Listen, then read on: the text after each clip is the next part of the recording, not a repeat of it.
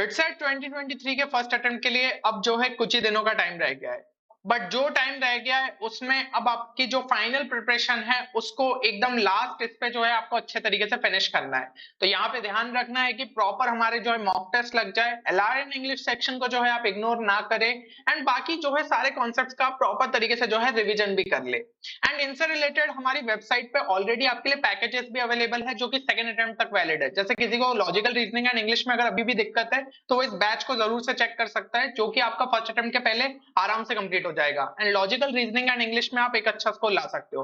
बाकी set of 5, set of 10 and set of 20 में आपको मॉक टेस्ट भी अवेलेबल है। साथ ही साथ शॉर्ट नोट्स है जिसमें आपको सारे जो है यहाँ पे इंपॉर्टेंट फॉर्मूलेस मिल जाएंगे रिवाइज करने के लिए, तो लास्ट टाइम के लिए काफी ज्यादा यूजफुल साबित होंगे। अब ये जो कि हम इस वीडियो में आपके लिए बात कर रहे हैं कि यहाँ पे आपको जो टाइम टेबल प्रोवाइड किया जाएगा इनमें इन सब चीजों का भी जो है ध्यान रखा गया है। और देखिए एक चीज को जो है ये जरूर से समझिए कि आज जो है ज्यादातर स्टूडेंट्स का यहाँ पे सीबीएसई का जो है आपका रिजल्ट भी आ चुका है। तो काफी सारे स्टूडेंट्स ऐसे होंगे जिनका रिजल्ट शायद उतना अच्छा नहीं आया हो, या फिर जो है आप मतलब आपके पेरेंट्स को लग रहा है कि यार इनका रिजल्ट तो इतना अच्छा नहीं आया, इनसे शायद बिटसेट क्रैक नहीं हो पाए। तो देखिए उन सबकी बातों को आप गलत साबित कर सकते हो अपने रिजल्ट के थ्रू, जैसा कि आपको कमेंट सेक्शन में यहाँ पे दिख भी रहा होगा कि कुछ स्टूडेंट्स ने इस टाइप से कमेंट किया था। तो इन सब चीजों को आपको आपके रिजल्ट के थ्रू जो है दिखाना है कि आप में कितना पोटेंशियल है। आपको हार नहीं मानना है और ये चीज समझनी है कि बोर्ड्स और जेई अलग एग्जाम होती है। ठीक है, बोर्ड्स तो आपका सब्जेक्टिव पेपर होता है, देन जेई का लेवल ऊपर रहता है, तो यहाँ पे बिटसेट ऑल टुगेदर एक डिफरेंट एग्जाम है। और अगर आपने सिंसियरली वर्क किया होगा अभी जेई के बाद तो आप डेफिनेटली इसके अंदर जो है एक अच्छा रिजल्ट ला सकते हो।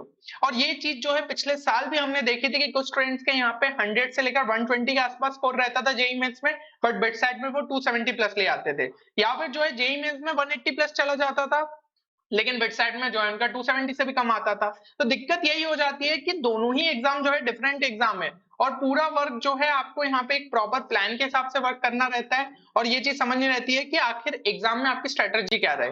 देखिए जेई मेंस में जो है आपको कॉन्सेप्ट्स अच्छे तरीके से पता होना चाहिए, इवन थोड़ा डिटेल में आपको चीजें पता होना चाहिए क्योंकि कहीं से भी क्वेश्चन आ सकता है। बट बिटसेट में अगर आपके बेसिक कॉन्सेप्ट्स क्लियर है, आपको सारी इंपॉर्टेंट चीजें अच्छे से पता है, तो वो नॉलेज आपके लिए यूजफुल साबित होगा। जेई मेंस में आपकी स्पीड मॉडरेट भी रही चल जाएगा, कुछ क्वेश्चंस अगर छोड़ भी रहे हो तो बाकी बचे हुए क्वेश्चंस के थ्रू जो है आपका एक डिसेंट स्कोर और अच्छे परसेंटाइल आ सकते हैं। लेकिन बिटसेट में आपकी स्पीड हाई होना चाहिए और अटेम्प्ट्स भी जो है वो मैक्सिमम साइड होने चाहिए। एक्यूरेसी जो है वो जेई मेंस में भी हाई चाहिए, बिटसेट में भी हाई चाहिए क्योंकि नेगेटिव मार्किंग दोनों में है। लेकिन जेई मेंस में थोड़ी सी कम रिस्क है, +4 -1, जबकि बिटसेट में वही रिस्क बढ़ जाती है। तो एक तो आपको जो है एक्यूरेसी भी अच्छी रखनी है और स्पीड भी अच्छी रखनी है, यही सबसे बड़ा चैलेंज जो है बिटसेट एग्जाम के लिए हो जाता है। प्लस यहाँ पे बिटसेट में आपको लॉजिकल रीजनिंग एंड इंग्लिश एक एक्स्ट्रा सेक्शन आ जाता है, तो उसके लिए भी जो है थोड़ा सा प्रिपेयर करना रहता है। अब यहाँ पे जो सबसे जरूरी चीज है जो कि आपकी स्पीड है, तो उससे रिलेटेड मैं 3 फैक्टर बताना चाहूंगा जो कि स्टूडेंट्स को यहाँ पे फॉलो करते ही रहना चाहिए। एक तो आपको मॉक टेस्ट देना था, ये मैं आपको बहुत पहले से रिपीट करते आ रहा हूँ, फिर भी अभी रिमेनिंग डेज में कम से कम 3 से 4 मॉक टेस्ट जरूर से दीजिए विद प्रॉपर एनालिसिस। तो ये भी जो है हमने टाइम टेबल में आपके लिए इंक्लूड कर लिया है। सारे जो आपके पीसीएम के फॉर्मूले से उनको रिवाइज करना है, तो किस तरीके से करना चाहिए वो चीज भी हमने जो है यहाँ पे आपके लिए बता दिया है। एंड कुछ जो है स्मार्ट ट्रिक्स लगातार आपको जो है यूज करते रहनी पड़ेगी मॉक टेस्ट के टाइम पे, क्या ऑल्टरनेटिव अप्रोच हो सकता है। इवन जो भी स्टूडेंट्स हमारे यहाँ पे क्रैश कोर्स में एनरोल्ड थे उनको भी पता होगा कि किस तरीके से हमने जो है शॉर्ट ट्रिक्स बताई है कि क्वेश्चंस को आप ऑल्टरनेटिव अप्रोच से कितने क्विकली जो है सॉल्व कर सकते हो। और बाकी जो यूट्यूब पे हमारी कम्युनिटी है उनके लिए तो हम लगातार जो है बिटसेट स्पीड बूस्टर सीरीज में वीडियोस ला रहे हैं, तो अगर आपने अभी तक चेक नहीं किया है तो इसकी प्लेलिस्ट की लिंक आपको डिस्क्रिप्शन में मिल जाएगी, जरूर से देखिएगा। अभी 6 पार्ट आ चुके हैं और भी लगातार आपके लिए आते रहेंगे, तो इससे आपको पता चलेगा कि आप अलग तरीके से कैसे सोच सकते हो, बिटसेट के लिए किस तरीके से स्मार्ट मेथड को यूज करना चाहिए। बाकी देखिए ये जो अब आपके सामने टाइम टेबल दिखने वाला है ये लास्ट 8 डेज के लिए है और इससे आप ज्यादातर चीजों को अच्छे तरीके से रिवाइज कर पाओगे कम टाइम में विद प्रॉपर मॉक टेस्ट। तो कुछ चीजें जो कि आपको टाइम टेबल से पहले याद रखना है कि एटलीस्ट 12 घंटे तो आप देने ही है। अभी तक जितना पढ़ रहे थे वो बात अलग है, लेकिन आप कम से कम 12 घंटे देने हैं ताकि आप सारी चीजों को जो है अच्छे से कवर अप कर पाओ। कुछ भी नया मत स्टार्ट करना, अगर कोई चैप्टर पहले से ही वीक है तो उसके बस ये कर सकते हो इंपॉर्टेंट कॉन्सेप्ट देख के जाओ और फॉर्मूलेस देख लो, बाकी एकदम डेप्थ में तो वैसे भी नहीं जा सकते हो क्योंकि टाइम है नहीं हमारे पास। और देखिए आपको जो है फॉर्मूलेस और इंपॉर्टेंट कॉन्सेप्ट ही देखना है, एक किसी भी ऐसे सब टॉपिक के साथ चिपक मत जाना, नहीं तो फिर पूरा जो है पोर्शन ही रिवाइज नहीं कर पाओगे। तो मेन जो है रिवीजन ही है हमारा, इस फेस में जो है आपका अच्छे तरीके से होना चाहिए। और मॉक टेस्ट आपको आपके बिटसेट स्लॉट में ही देना चाहिए, जो भी आपने बुक किया है, 9 से 12 बुक किया है तो उस टाइम पे, या फिर 2 से 5 किया है तो उस टाइम पे दीजिए। और देखिए ये प्लान जो है ये आपके रिवीजन पर्पस के लिए, ये चीज मैं फिर से आपको बार बार वीडियो में रिपीट कर रहा हूँ, ठीक है। लेकिन अगर आपकी प्रिपरेशन वीक है तो ये बेटर रहेगा कि आप सेकंड अटेम्प्ट के लिए फोकस करो, क्योंकि उसके लिए हमारे पास अभी एक सफिशिएंट टाइम है जिसमें आप अपनी प्रिपरेशन को अच्छा खासा बूस्ट कर सकते हो। और आपकी प्रिपरेशन को यहाँ पे बूस्ट करने के लिए ऑलरेडी हमने जो है बिटसेट क्रैश कोर्स योद्धा बैच लॉन्च करके रखा है, जो कि आपके सेकंड अटेम्प्ट को फोकस रखते हुए बनाया गया है। तो अगर आपने अभी तक इस कोर्स को चेक नहीं किया है तो जरूर से चेक कर लीजिएगा। लाइव सेशन भी काफी जल्द यहाँ पे स्टार्ट होंगे और कोर्स आपके सेकंड अटेम्प्ट तक यहाँ पे जो है वैलिड रहने वाला है। तो अब हम देख लेते हैं आपके जो बचे हुए दिन के लिए किस हिसाब से आपको जो है यहाँ पे टाइम टेबल को फॉलो करना है। तो यहाँ पे आप क्लियरली जो है स्क्रीन पे देख सकते हैं 13 मई को आपको क्या करना है। तो यहाँ पे जो सब्जेक्ट का डिस्ट्रीब्यूशन है वो कुछ हिसाब से रखा गया है। फिजिक्स के लिए 2 घंटे कम से कम डेडिकेट करिए, केमिस्ट्री के लिए 3 घंटे एंड मैथ्स के लिए 2 घंटे। तो फिजिक्स में आप क्या कर सकते हो, मॉडर्न फिजिक्स और ऑप्टिक्स से रिलेटेड जितने भी आपके इंपॉर्टेंट फॉर्मूलेस एंड कॉन्सेप्ट्स हैं उनको यहाँ पे रिवाइज करिए, ठीक है। क्योंकि देखो बिटसेट हमें ये समझना होगा, आपके कॉन्सेप्ट्स अगर थोड़े ऊपर से भी तैयार है तो कहीं ना कहीं फॉर्मूला बेस्ड क्वेश्चन आ जाते हैं, वो कम से कम आप अटेम्प्ट कर सकते हो। जो थोड़े अगर डेप्थ में पूछे गए उतने मान लो अगर आपको नॉलेज होगा जेईई मेंस के बेसिस पे तो कर लेना, नहीं है तो छूटते भी है तो बाकी क्वेश्चंस पे आप जो है यहाँ पे फोकस कर सकते हो। केमिस्ट्री में भी आपको सेम चीज करनी है एंड मैथ्स में जो है आपको यहाँ पे वेक्टर्स एंड 3D पे जो है फोकस करना है। तो ऑर्गेनिक को 3 पार्ट में आपके लिए बांट दिया है, क्योंकि देखो फंक्शनल ग्रुप टेस्ट काफी ज्यादा इंपॉर्टेंट रहते हैं, जीओसी का अच्छा खासा वेटेज रहता है। तो ये जो है पहले 3 घंटे में आप कर सकते हो इस दिन में।